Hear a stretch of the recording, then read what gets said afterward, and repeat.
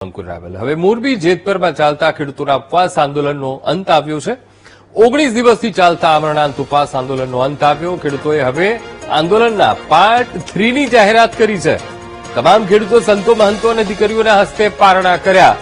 2 દિવસમાં ખેડૂતો રણનીતિ નક્કી કર્યા બાદ લડત કરશે। ગુજરાતના તમામ ગામડા અને તાલુકાઓને ખેડૂતો સમાવશે। ગુજરાતના તમામ જિલ્લાઓમાંથી ખેડૂતોને આવકારવામાં આવશે। 19 દિવસથી આ ઉપવાસ આંદોલન એ ચાલી રહ્યું હતું। હવે આગામી 2 દિવસમાં રણનીતિ નક્કી થશે। આંદોલનના પાર્ટ 3 ની ખેડૂતોએ જાહેરાત કરી છે।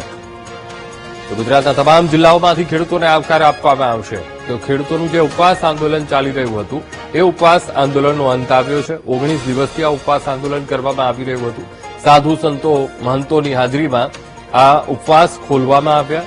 દીકરીઓના હસ્તે એ ઉપવાસ ખોલવામાં આવ્યા અને સાથોસાથ અહીંયા આંદોલન અટકતું નથી, અહીંયા આંદોલન પતી નથી જતો તેવો હુંકાર પણ ખેડૂતોએ ભર્યો છે।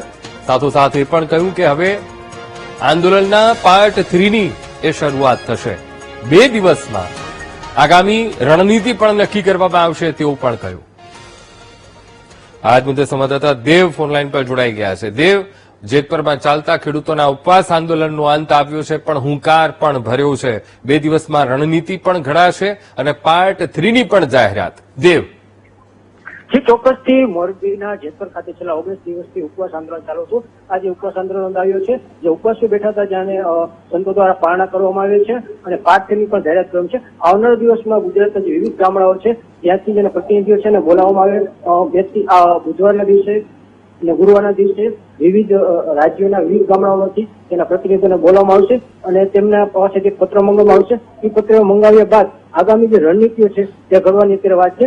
હાલ અત્યારે આજે સંતો દીકરીઓ દ્વારા જે ઉપવાસીઓ છે તેમના પારણા કરવામાં આવે છે અને આગામી જે બુધવાર અને ગુરુવારના દિવસે ગુજરાતના વિવિધ ગામડાઓમાંથી પ્રતિનિધિઓને બોલાવીને આગામી રણનીતિ કરવામાં આવશે।